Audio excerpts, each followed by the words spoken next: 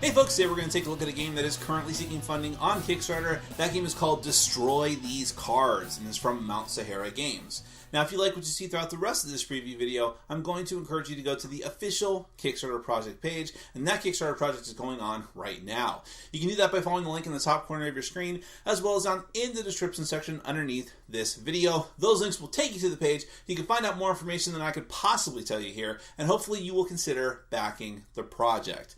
Now, Destroy These Cards, as the name might imply, is a card game that has a unique premise. It's actually a party-style card game. One player in every round of this game is going to be designated as the main player, the Emperor, who is going to choose a card that is submitted by the other players. Now, these cards in the game represent challenges, and they also have artwork to go along with them as well. But the challenges are actually sort of meta activities and pranks and things that you have to do outside of the game proper, but that relate back to the game and will get you points for the game in order for you to win the game. How many more times am I going to say the game? But the interesting premise here is that, so you can do that and play the game like that for a little while, and that's just called beginner mode. In the main mode of the game, which is called destruction mode, you're literally going to be destroying cards and making brand new ones. Literally creating brand new cards, you and the other players, to add to the game. Does that sound really weird and out there? Well, it's really not. It's really straightforward. But let me go ahead and give you a brief look at how the game is played with a prototype copy of the game. So just bear in mind that what you see here may change in the final version of the game. And that's why you should go to the Kickstarter page to find out more information. But then, in any event, we are going to come back and discuss it further.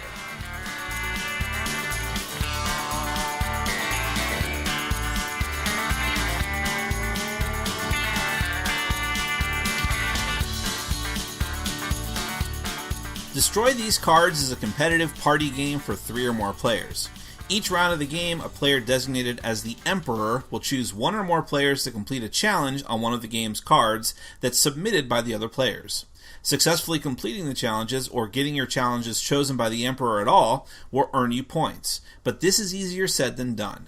Meet a certain threshold of points based on the number of players, and you'll win the game. As you and your friends keep playing the game, you'll eventually physically destroy cards you don't like and make brand new cards of your own design to add to the game.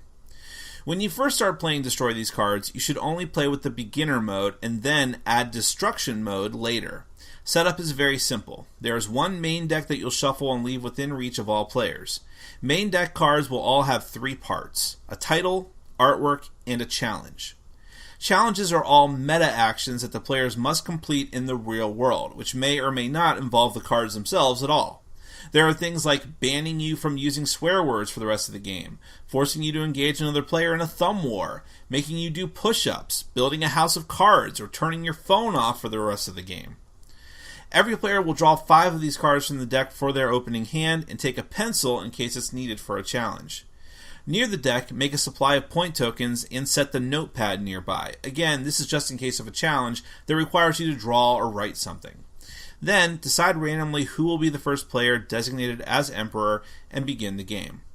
Every other player except for the Emperor will submit one of their 5 cards face down to the current Emperor.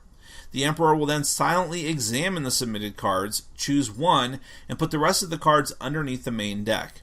The Emperor will then reveal and read the chosen card to everyone. The player whose card was chosen will immediately receive 1 point just for having it chosen. Then, the Emperor must make another choice. Either choose one other player to be the candidate, who must immediately complete the challenge if possible, or declare a battle royale in which all players become candidates and must complete the challenge, including the Emperor. The player or players can complete or reject the challenge. If completed, they earn a point and the challenge is discarded. It should be noted that there are also ongoing challenges. These are challenges that can't be resolved immediately. They may linger for several rounds or even until the end of the game. When you get chosen for a challenge like this, leave it in front of you with a point token placed on it. If you ever successfully complete the challenge, no matter how long it takes, you'll officially earn that point. After this is done, everyone draws up until they have 6 cards, then chooses one of those cards and places it underneath the master deck.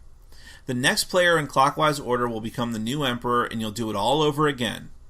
The game lasts pretty much as long as you want it to, or until a certain amount of points is earned by one player, based on the number of players. For example, 9 points for 3 players, or 6 points for 6 or more players. When you're experienced enough with the game, add the rules for destruction mode, which is the main way to play the game. The gameplay is exactly the same as beginner mode, with a few major differences designed to let the players customize their game permanently. First, the game comes with a deck of cards that are blank on the challenge side. Before every game, players will now create 2 cards each and add them to the deck, using your pencils. Cards must have a title, artwork, however crude it may be, and the description of the challenge, which should be some kind of meta activity like the other cards. Additionally, if a player-created card is chosen by the Emperor during the game, that player earns an extra point, if they're actually in the current game. And the number of points required to end the game goes up by 1 for all player counts. But perhaps most dramatically, during or after each game, each player in the game may physically destroy 2 cards of their choice, or if you're the owner of the game and hate the idea of permanently destroying game components, you can simply remove them from the deck forever. There's no limitation on which cards you can choose to destroy. However, if it's a card that has just been played, it has to either be fully resolved or rejected before you can destroy it.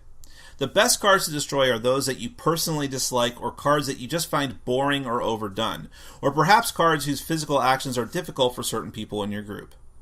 There are also several gameplay variations you and your group may choose to use at any point, including team mode for large groups of players, or punishment mode for punishing players that refuse to do certain challenges.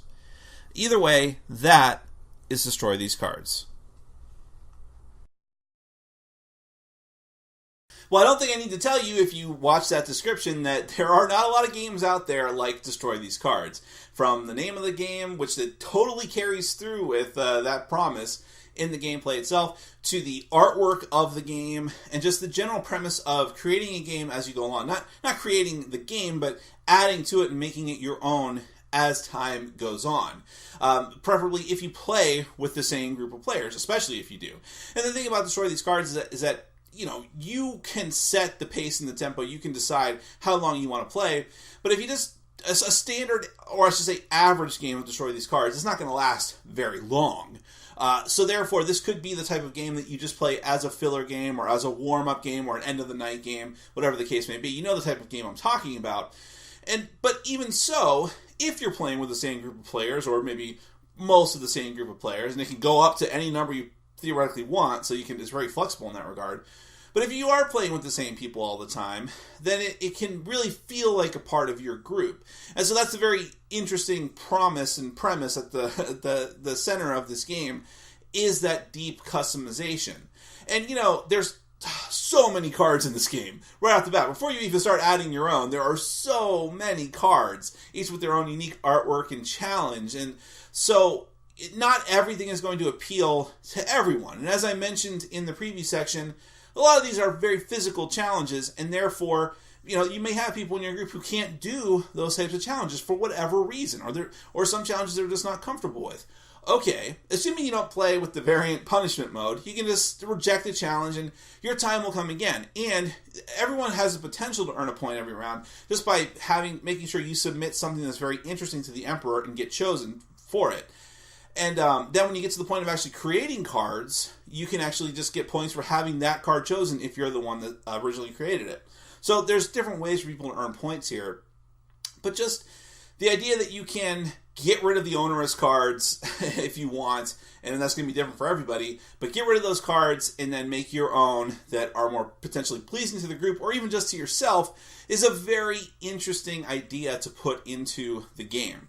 And again, I can't stress enough how much variety there is in the game. All kinds of different gameplay variants as well. There's even a gameplay mode I didn't mention, that I mentioned in the previous section, where if you really want to make artistic cards, you can just you don't have to make them during the game. You can just take it home and draw it. Whatever you want to do. There's a lot of customization options here. The more the merrier, the more you can add into the game as well yourselves. It's just a game that is very wide open for a large amount of people. And the game, none of the cards that I recall seeing were very mature or adult oriented, or they don't have to be. And you can make the game, but you can make the game adult oriented, I suppose, if you want, with the cards that you create and add to the game. But in that regard, and because it is a very straightforward and simple game to learn and to teach and to play, it can be played by a wide variety of people, is what I'm trying to say. Casual gamers, people who want... if you do have a very highly strategic group of people, even who want their filler games to be that way, or party games, you could make really complex cards to add into the game. The sky is the limit, is basically what I'm trying to say. It is entirely up to you. And I think that for a game like this, or for any game, that's an incredibly interesting premise. Now, if you agree with that, and if you think that you want to try this out, regardless of whether you actually want to destroy the cards or not, you don't have to, but for those who take some pleasure in just physically ripping up cards, then hey, you don't have to take more for any of this. If you or people in your group are fond of this idea, go to the official Kickstarter project page and find out more information than I could possibly tell you here. The campaign is ongoing right now, and you can reach it by following the link in the top corner of your screen, as well as down in the description section underneath this video. That is Destroy These Cards from Mount Sahara Games. Thank you so much for watching, and as always, for supporting our sponsors. Take care.